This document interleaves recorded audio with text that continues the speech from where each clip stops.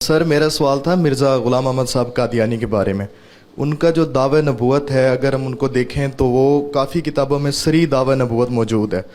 اور اگر ہم جیسے آپ کہتے ہیں کہ ہم ان کو کمپیئر کریں صوفیاء کے جو انہوں نے دعوے کیے اگر ان کے ساتھ، تو ان میں سر ایک دو واضح ہمیں ڈفرینسز نظر آتے ہیں. ایک تو یہ کہ جب صوفیاء ان کیفیات سے باہر آتے ہیں تو وہ نہ صرف اپنے ان دعووں کی ان کو ان کی خود ہی ان کو وہ کر دیتے ہیں کہ ہم ان کو نہیں مانتے، یا آپ بھی ایسے میرے دعووں کو ان پہ آپ نے ان کو نہیں ماننا، اور نہ ان کے متبعین ان دعووں کی بنیاد پہ ان کو نبی یا رسول کی حیثیت دیتے ہیں.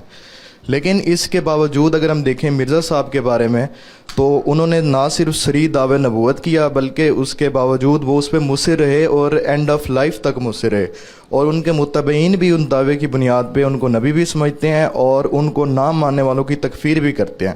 تو اس بنیاد پہ ہم ان کے دعوے نبوت کو کس حیثیت سے دیکھیں گے؟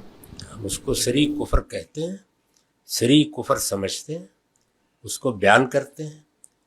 وہ ہوتے تو ان کی خدمت میں بھی عرض کرتے. وہ دنیا سے رخصت ہو گئے، اب ان کے پیروں ہیں تو ان کو بھی پہلے دن سے یہی بتا رہے ہیں کہ اللہ کے آخری پیغمبر کے بارے میں آپ ایک بڑی غلطی میں مبتلا ہوئے. رسول اللہ صلی اللہ علیہ وسلم کو ماننے کے 3 لازمی تقاضے، اور یہ تقاضے قرآن مجید نے خود بیان فرما دیے ہیں. ہمیں یہ ماننا ہے کہ آپ نبی بھی تھے، آپ رسول بھی تھے. آپ کی دعوت الی الخلق کافہ ہے، یعنی ساری مخلوقات کے لیے، قیامت تک جتنے انسان پیدا ہوں گے اور جہاں جہاں وہ پیدا ہے.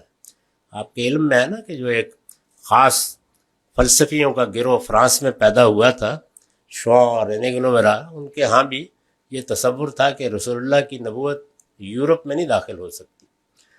تو ہمارے نزدیک الی الخلق کافہ، جہاں جہاں بھی اللہ کی مخلوق موجود ہے اللہ کے پیغمبر کی دعوت کے مخاطب ہے. اور تیسرے یہ کہ آپ پر نبوت ختم کر دی گئی ہے. تو اس میں سے کسی چیز کا بھی اگر آپ انکار کرتے ہیں تو یہ ایسے ہی ہے جیسے اللہ کو مانا جائے اور پھر اس کے شریک ٹھہرائے جائے.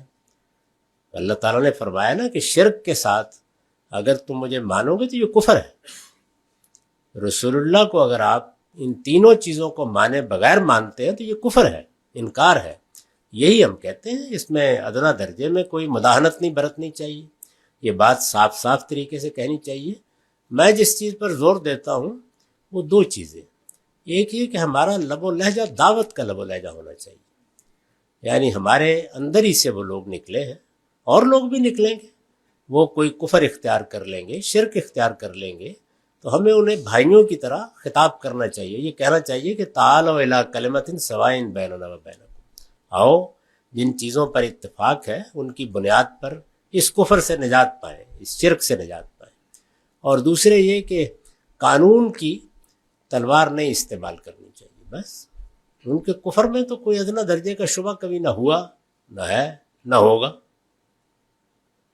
میں تو استدلال بھی اس سے آگے کرنے کو جائز نہیں سمجھتا. بہت وضاحت سے میں نے عرض کیا کہ گفتگو صرف ختم نبوت پر ہو سکتی ہے، کسی پیغمبر کے دلائل پر نہیں ہو سکتی. میں تو اس امکان کو بھی ماننے کے لیے تیار ہوں.